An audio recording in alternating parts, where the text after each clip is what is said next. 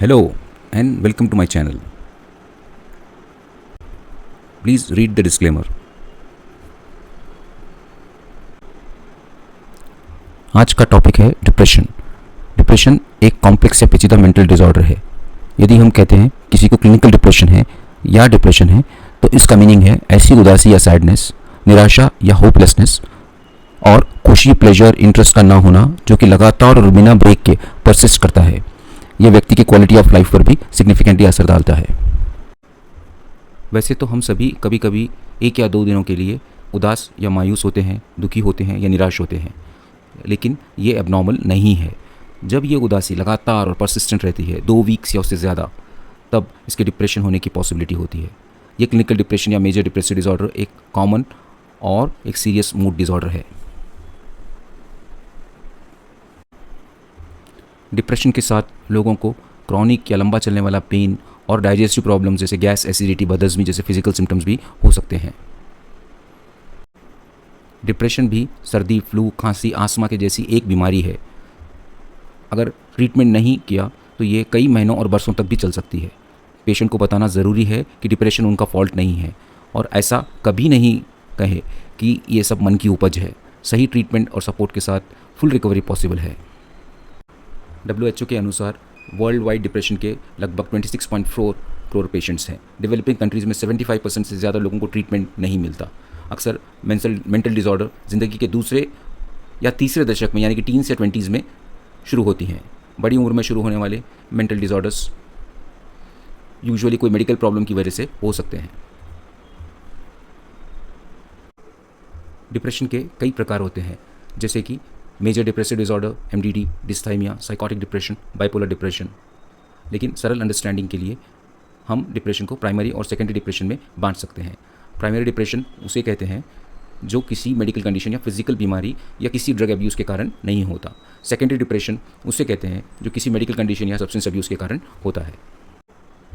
Depression के पीछे कारण क्या है और इसकी बायोलॉजी क्या है? जेनेटिक या हेरिडिटी ये एक कारण हो सकता है। एनवायरमेंटल रिस्क फैक्टर्स जैसे कि parental separation, childhood abuse etcetera. सभी तरह की फिजिकल बीमारियां डिप्रेशन को प्रेसिपिटेट कर सकती हैं।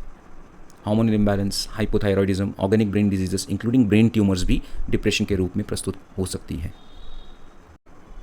डिप्रेशन हमारे ब्रेन में कुछ न्यूरोट्रांसमीटर्स के इम्पेयरमेंट के कारण होता है। इनमें मुख्य न्यूरोट्रांसमीटर्स हैं serotonin, noradrenaline and dopamine.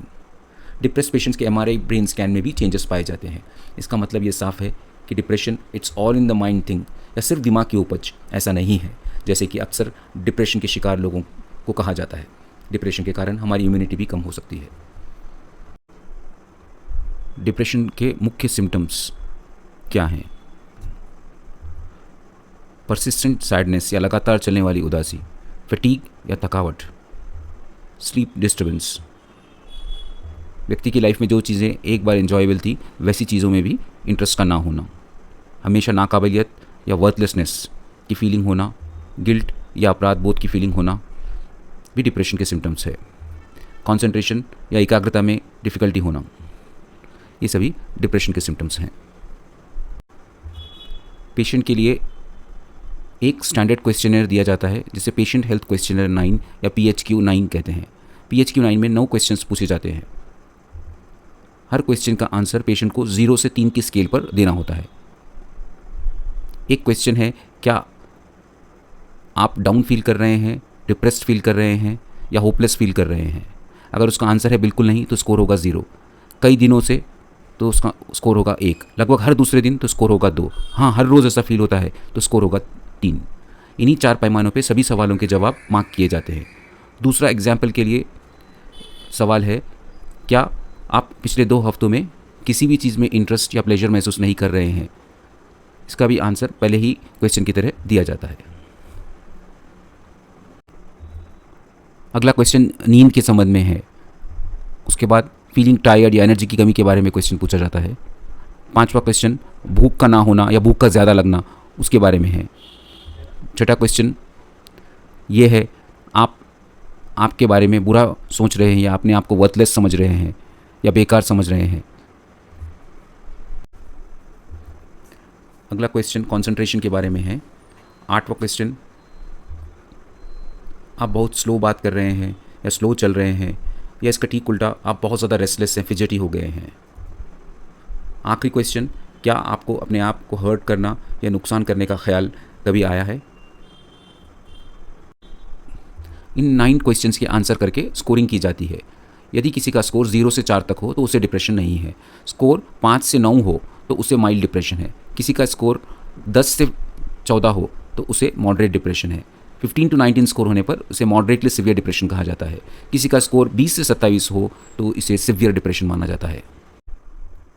Severe depression क्या है और ये क्यों डेंजरस है? सीवियर डिप्रेशन होने पर पेशेंट में सुसाइड या आत्महत्या करने की फीलिंग, साइकोटिक सिम्टम्स या भ्रम की स्थिति, कैटेटोनिया या बॉडी मूवमेंट में बदलाव, अकड़न, जजमेंट का इम्पेयरमेंट या विवेक का काम न करना, खाने पीने से टोटली इनकार करना, ये सिम्टम्स हो सकते हैं। इनमें से एक या अधिक सिम्टम्स होने पर तुरंत साइकेट्रिस्ट या मेंटल हेल्थ फैसिलिटी से कंसल्ट करना ज़रूरी होता है। डिप्रेशन का ट्रीटमेंट क्या है और ये क्यों ज़रूरी है? डिप्रेशन ना देने पर क्वालिटी ऑफ लाइफ बहुत ही ख़राब होती है। फिजिकल बीमारियों से ग्रस्त लोग अगर डिप्रेस्ड भी हैं तो डिप्रेशन के ट्रीटमेंट के बिना उनकी फिजिकल बीमारी को भी ठीक होने में दिक्कत आती है। क्लिनिकल डिप्रेशन वाले पेशेंट्स में मृत्यु की रिस्क नॉन डिप्रेस्ड पेशेंट से दुगनी होती है। डिप्रेस्ड पेशेंट्स की फैमिली भी अफेक्ट होती है।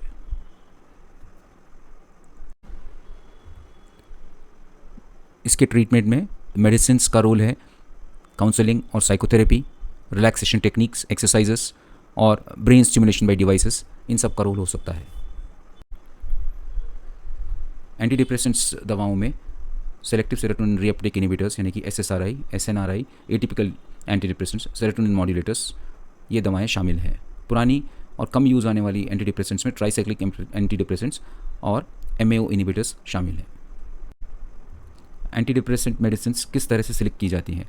मेडिसिन की सेफ्टी प्रोफाइल देखी जाती है, पेशेंट की एज, क्या पेशेंट कोई दूसरी बीमारियों से ग्रस्त है और उसके लिए कोई दवाई ले रहे हैं, दूसरी दवाइयों से क्या इंटरेक्शंस हैं, ये देखा जाता है। पेशेंट की नींद कम है या नींद ज़्यादा है, भूख कम लग रही है या ज़्यादा लग रही है, ये सब चीज़ें देखी जाती है और इन सब चीज़ों को ध्यान में रख के दवा का चुनाव किया जाता है। सभी मेडिसिन के साइड इफ़ेक्ट्स होते हैं, वैसे ही एंटी डिप्रेसेंट्स के भी साइड इफ़ेक्ट्स हो सकते हैं, लेकिन जनरली ये साइड इफ़ेक्ट्स काफ़ी माइल्ड होते हैं और कुछ दिनों तक मेडिसिन कंटिन्यू करने के बाद डिसअपियर हो जाते हैं। ध्यान रखने वाली बात यह है कि एंटी डिप्रेसेंट्स का असर आने में 6 से 12 वीक्स लग सकते हैं, इसीलिए पेशेंस या धैर्य की ज़रूरत है। एंटी डिप्रेसेंट्स को लंबे समय तक लिया जाना चाहिए। इसे कम से कम 6 महीने या कुछ केसेस में सालों तक लिया जाना पड़ता है। मेडिसिन को जल्दी जल्दी बदलने से या ट्रीटमेंट पर्याप्त ड्यूरेशन के लिए नहीं लेने पर डिप्रेशन का ट्रीटमेंट सही नहीं हो पाता और इसके दोबारा होने के चांसेस होते हैं। साइकोथेरेपी क्या है? साइकोथेरेपी में एक ट्रेन थेरेपिस्ट पेशेंट से बात करता है, उन्हें समझता है और उन्हें अपने इमोशनल और साइकोलॉजिकल इश्यूज़ को समझने और हल करने में मदद करता है। ये साइकोथेरेपी कई सेशंस में दी जाती है। कई तरह की रिलैक्सेशन टेक्निक्स भी यूज़ की जाती हैं। इसमें डेली एक्सरसाइजेस का भी बहुत बड़ा रोल है। कुछ केसेस में ट्रांसक्रेनियल मैग्नेटिक स्टिमुलेशन TMS और इलेक्ट्रोकन्वल्सिव थेरेपी ECT का भी यूज़ होता है। और अंत में, डिप्रेशन कोई शर्म वाली बात या छुपाने वाली बात नहीं है। डिप्रेशन भी अन्य बीमारियों जैसे कि कोल्ड कॉफ जैसी एक बीमारी है जिसे अच्छी तरह से ट्रीट किया जा सकता है। ट्रीटमेंट नहीं देने पर इसके ग्रेव कॉन्सिक्वेंसेस हो सकते हैं। जल्द डायग्नोसिस और ट्रीटमेंट देने से एक्सीलेंट प्रोग्नोसिस के चांसेस रहते हैं। यहाँ हमें याद रखना चाहिए कि डिप्रेशन में पेशेंट का कोई फॉल्ट नहीं होता, इसीलिए डिप्रेस्ड लोगों को या उनके घर वालों को डॉक्टर से संपर्क करना चाहिए। किरण नाम की एक टोल फ्री हेल्पलाइन उपलब्ध है। इसमें इंग्लिश और 12 भारतीय भाषाओं में फर्स्ट स्टेज एडवाइस और काउंसलिंग की जाती है। अगर आपको इस वीडियो से कुछ हेल्प मिली है तो कृपया इसे लाइक कीजिए, शेयर कीजिए और चैनल को सब्सक्राइब कीजिए। Thank you.